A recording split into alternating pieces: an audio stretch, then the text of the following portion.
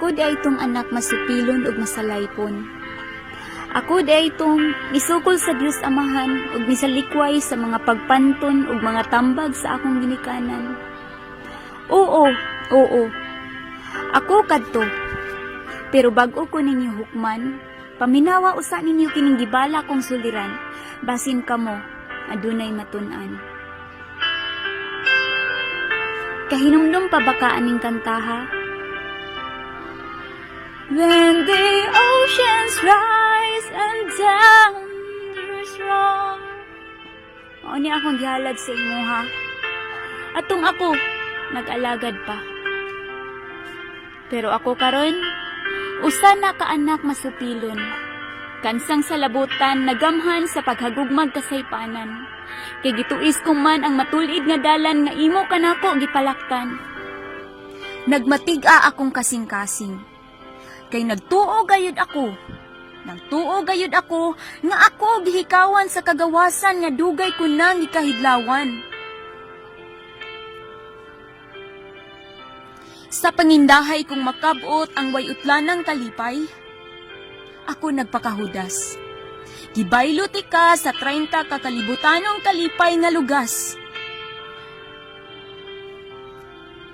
Gipangutana ti ka, ug kinsa man ka, para ikaw akong alagaran. Kinsa ka man, para ang laraw ko imong pagabutan. Nganong gikinahanglan pa man nga ako imong proteksyonan. Ako hingkod na. Palihog, paminaw. Ako hingkod na. Ug kaya ko na mobuntog sa mga dautan nga mag-inusara. Tungod sa akong kapungot, gigunob ko ang hawla. Gipalong ko ang lampara nga mo'y nag-iwag kanako ni ining kalibutana.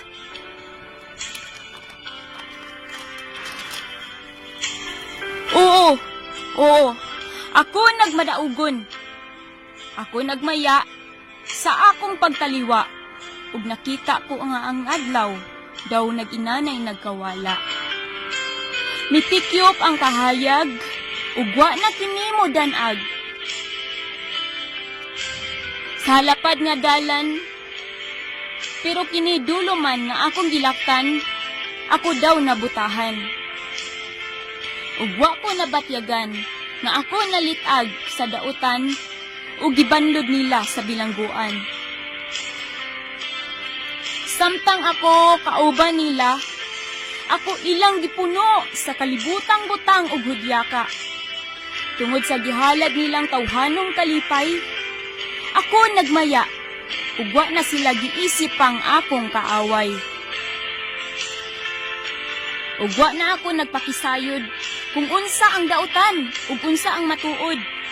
Ang ako alamang mapuno kining akong dughan nga uhaw na gayud sa kalibutanong kagawasan.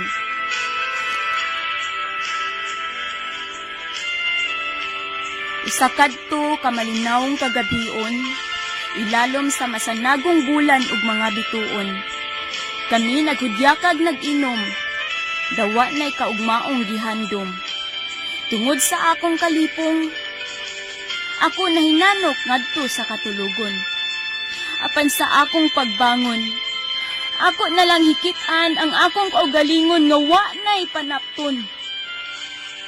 Ang kanhi dautan nga akong gipakaabyan, sila karon ako nang gikaligut-gutan o gikasilagan.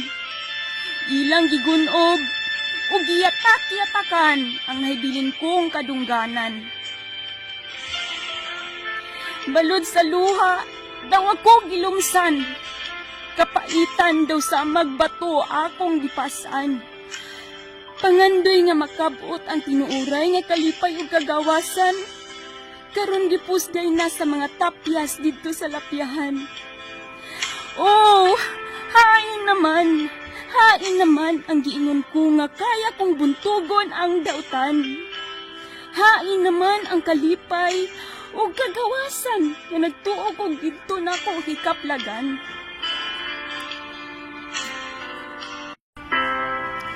Ang kagawasan ug kalipayan nga akong gihanduraw, karon nangahanaw. Abi ko, ako na kining matagamtaman. Pero ani hinuon ako karon sa mapait nga bilangguan. Gipatambok o gipakaon nila ako sa mga kalibutanong kalipay para di ay sa unahan.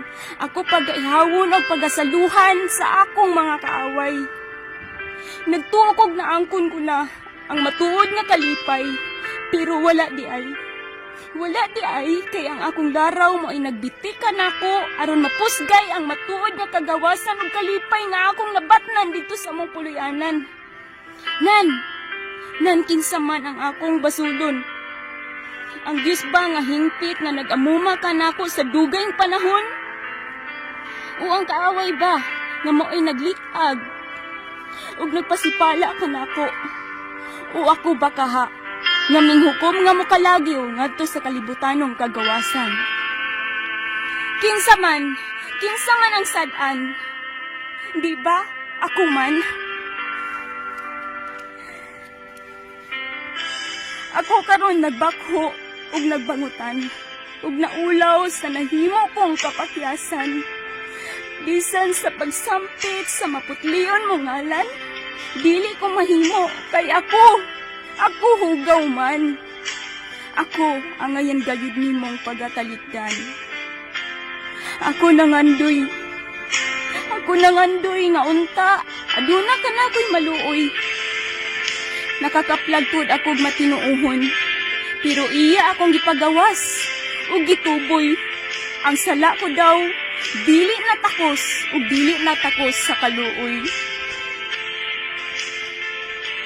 Daw gusto ko ng palngon ning kinabuhi kong dulom. Kay ako naobsana sa lanas sa paglaom. Samtang ako nagpaingon sa dakong kahoy para tibawon ang nahibilin kong pangandoy. Kulba hinam, akong gibati sa nakita kong kinulit.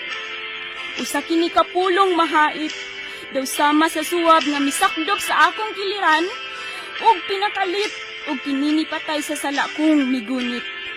Ug dili ko kadto malimtan nga ang Lucas 15 versikulo 11 paingon sa 23 akong hipalgan. Tungod ni ana, napakli ang tipaka sa akong handumanan nga mauki ning bersikuluha akong gigamit pagpugas ni adtong mga tawong paglaom nila napapas. Ni anang tungura, mata ko mibukad gikan sa akong pagkabuta. Ang pulong mo, Diyos, na himong lamparan ni ining kalibutan kong nangitnita na.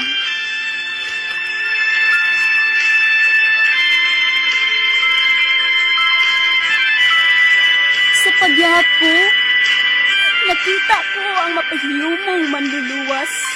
Kamot niyang samaran, gitunol sa akong atubangan. Kinidayon akong likuptan, ug ako nakalingkawas sa kalapukan.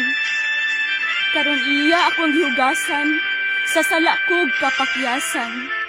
Nidagayday kong luwa sa akong mga mata, iya kining gipahiran. Oo, karon ako nahigmata sa kamatuuran. Nga ang kalipay o kagawasan o kinabuhing way tinutuban, sa Diyos ragyod kini nato mabatnan.